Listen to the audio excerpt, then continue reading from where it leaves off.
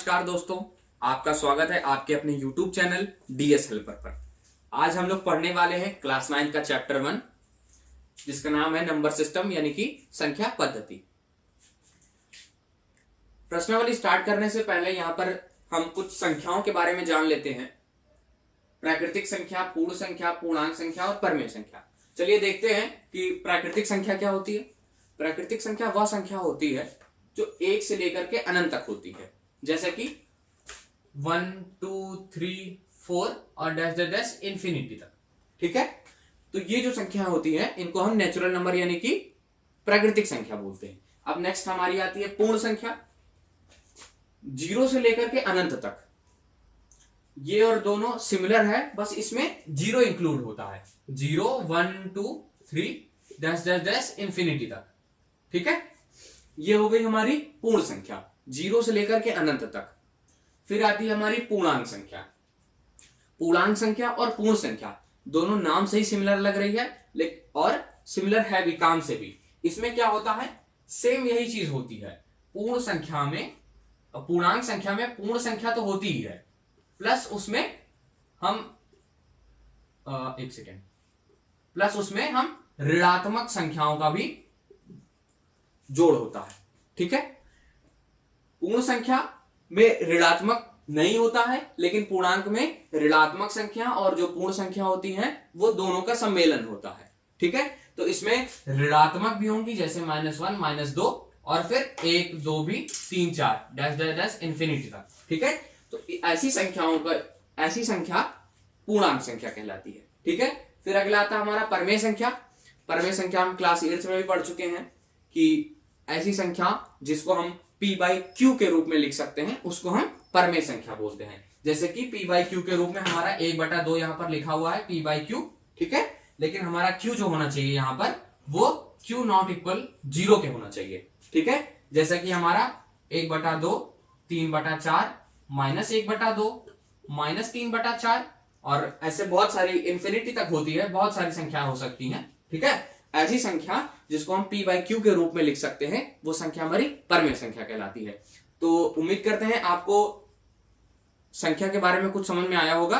फिर हम प्रश्नावली के ऊपर चलेंगे। चलिए प्रश्नावली देखते हैं।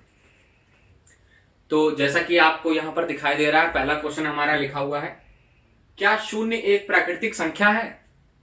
क्या इसे p/q के रूप में लिख सकते हैं जहां p और q पूर्णांक है और q नॉट इक्वल 0। ठीक है, तो पहला फर्स्ट क्वेश्चन है ये हमारा। चलिए देखते हैं कैसे होगा। इसमें हमसे पूछ रहा है, इसमें हमें हल नहीं करना है, बस हमें बताना है, उत्तर देना है कि क्या 0 एक प्राकृतिक संख्या है। तो हम यहां पर लिखेंगे हां, 0 एक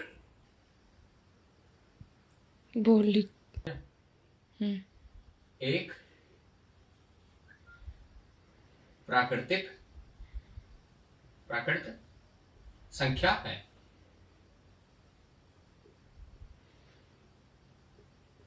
तो जैसा कि यहां पर पूछ रहा था कि क्या 0 एक प्राकृतिक संख्या है, तो यहां पे उत्तर हो जाएगा हां, 0 एक प्राकृतिक संख्या है। और फिर आगे कह रहा है क्या इसे p/q के रूप में लिख सकते हैं। तो देखते हैं कैसे लिख सकते हैं। हमारी परमेय संख्या की कंडीशन होती है कि q 0 के इक्वल ना हो। ठीक है, तो अगर हमें 0 लिखना है p/q के रूप में, ठीक है, हमें ऐसे लिखना है p/q के रूप में 0 को। तो देखिए हम किस तरह लिख सकते हैं, 0 इक्वल p, हम कुछ भी ले लेते हैं। p जैसे हमने ले लिया 0 और q हमारा 0 नहीं होना चाहिए, ये हमारी कंडीशन दी गई है क्वेश्चन की। ठीक है, तो यहां पर अगर हम 1 लेते हैं तो भी ये इक्वल 0 के ही होगा, और जैसे कि 0 ले लेते हैं 0.2, ये भी हमारा 0 के इक्वल ही होगा। ठीक है, तो यहां पे हम कह सकते हैं कि हाँ, 0 एक प्राकृतिक संख्या है और 0 को p/q के रूप में हम लिख सकते हैं। चलिए नेक्स्ट क्वेश्चन देखते हैं।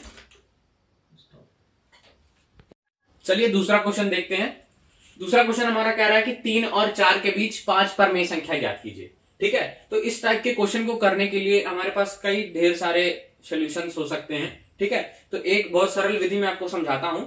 इसमें सबसे पहले हम ये देखते हैं कि हमें कितना ज्ञात करने को कह रहा है। जैसे कि यहां पर हमारा 5 परमेय संख्या ज्ञात करने को कह रहा है। ठीक है, तो जितना ज्ञात करने को कहता है हम वो ले लेते हैं और उसमें 1 ऐड कर देते हैं, यानी कि 5 + 1 इक्वल टू 6। ठीक है, अब यहाँ पे हमारा 6 हो गया है। ठीक है, हमें ज्ञात करना है 3 और 4 के बीच में, 3 और 4 के बीच में हमें ज्ञात करना है। ठीक है, अब इस 3 को हम परमेय संख्या के रूप में कैसे बदलेंगे वो देखिए। ठीक है, 3 को हम लिख सकते हैं, अब ये 6 जो आया है ये 6 अपॉन में आना चाहिए। ठीक है, अपॉन में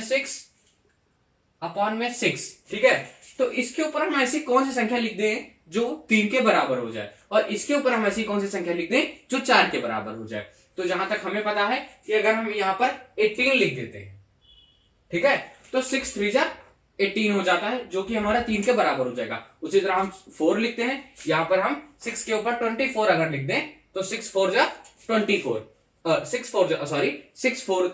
4 जा 24, जो कि हमारा 4 के इक्वल हो जाएगा। ठीक है, तो यानी कि हमारा 3 जो है 18/6 और 4 जो है 24/6। अब हम इसके बीच की जितनी परमेय संख्या आएगी वो सब लिख देते हैं, वो हमारा आंसर हो जाएगा। जैसे 18 के बाद आएगा हमारा 19/6, 20/6, 21/6, 22/6, 23/6।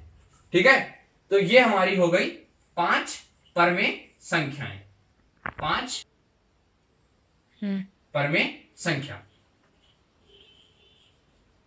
ठीक है, ओ सॉरी, यहां पे 6 लिखना चाहिए। ठीक है, तो जैसा कि हम पहले इसमें तोड़ लेते हैं, इसको परमेय संख्या के रूप में लिख लेते हैं। ठीक है, फिर उसके बीच में जितनी भी संख्या आती हैं वो हम लिख देते हैं। जैसे कि 18 के बाद 19/6, फिर 20/6, 21/6, 22/6 और 23/6, जो कि ये हमारा आंसर हो जाएगा। ठीक है, तो हमें जो 5 परमेय संख्या ज्ञात करनी थी वो ज्ञात हो गई। अब चलिए नेक्स्ट क्वेश्चन की ओर बढ़ते हुए, चलिए क्वेश्चन नंबर 3 देखते हैं। हमारा है 3/5 और 4/5 के बीच 5 परमेय संख्या हमें ज्ञात करनी है।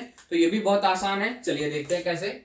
यहां पे लिख लेंगे 3/5 और यहां पे हो गया हमारा 4/5। ठीक है, अब हम इसको डिवाइड कर देते हैं। ठीक है, 3/5 लिखा है। ठीक है, तो इसको हम डेसिमल फॉर्म में किस तरह लिख सकते हैं, जैसे कि 0.60। ठीक है, आप इसको डिवाइड करके देख लीजिएगा, 0.6 ही आएगा। ठीक है,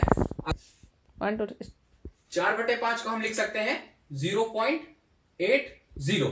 ठीक है, तो हमारा यहां पर 3/5 आ गया इतना, 4/5 आ गया इतना। अब इसके और इसके बीच की 5 संख्या हमें लिख देनी है, तो हम लिख देते हैं। जैसे कि यहां पे लिख लेते हैं हम 5 परमेय संख्या।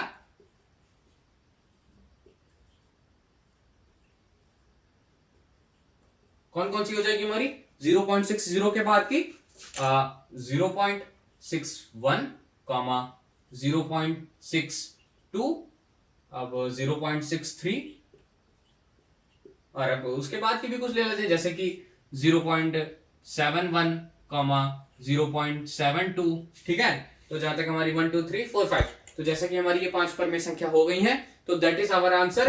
आप सबको क्लियर हो गया होगा। चलिए अब नेक्स्ट क्वेश्चन की तरफ बढ़ते हैं। क्वेश्चन नंबर 4 है हमारा, ट्रू फॉल्स है, सत्य सत्य। इसमें कह रहा है सत्य असत्य बताइए, लेकिन कारण सहित हमें बताना है। तो चलिए देखते हैं इसमें क्या है। पहला है, प्रत्येक प्राकृतिक संख्या एक पूर्ण संख्या होती है। आप बताइए कि क्या प्रत्येक प्राकृतिक संख्या एक पूर्ण संख्या होती है। तो जैसा कि मैंने प्रश्नावली से पहले ही आपको बता चुका है कि प्राकृतिक संख्या और पूर्ण संख्या मतलब सिमिलर, एक ही जैसे हो सकती हैं, होती हैं। ठीक है, तो यहां पर हम लिख सकते हैं हाँ। ठीक है, हाँ लिख सकते हैं, और इसके आगे क्या लगा देंगे, सत्य। ठीक है, मैं इसीलिए वीडियो प्रश्नावली स्टार्ट होने से पहले ही आपको प्राकृतिक संख्या पूर्ण संख्या के बारे में डिफाइन कर चुका हूं, तो यहां पर मुझे ज्यादा एक्सप्लेन करने की जरूरत शायद ना पड़े। ठीक है, चलिए अगला देखते हैं क्या है। प्रत्येक पूर्णांक संख्या एक पूर्ण संख्या होती है। तो इसमें मैं आपको पहले ही बता चुका हूं कि इसमें नहीं होगा। ठीक है, ये नहीं होता, ये असत्य होगा हमारा। क्यों होगा बताता हूं।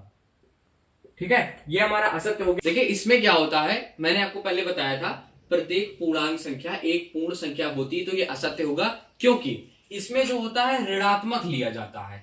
ठीक है, ऋणात्मक लिया जाता है, जो कि पूर्णांक में पूर्ण संख्या में नहीं होता है। तो इस वजह से हमारा ये असत्य हो गया, इसमें ऋणात्मक नहीं होता है। क्लियर। हमारा आखिरी सत्य असत्य, प्रत्येक परमेय संख्या एक पूर्ण संख्या होती है। तो जैसा कि आप लोग पूर्ण संख्या के बारे में पहले भी पढ़ चुके हैं कि क्या होती है परमेय संख्या में, क्या होता है, इसको p/q के रूप में लिखा जा सकता है। जैसे कि 5/8 और पूर्ण संख्या को p/q के रूप में नहीं लिखा जा सकता है, तो इसका उत्तर हो जाएगा असत्य। ठीक है, तो उम्मीद करते हैं ये वीडियो आपको समझ में आई होगी। हम मिलेंगे प्रश्नावली 1.2 में, तब तक के लिए धन्यवाद। Thanks for watching.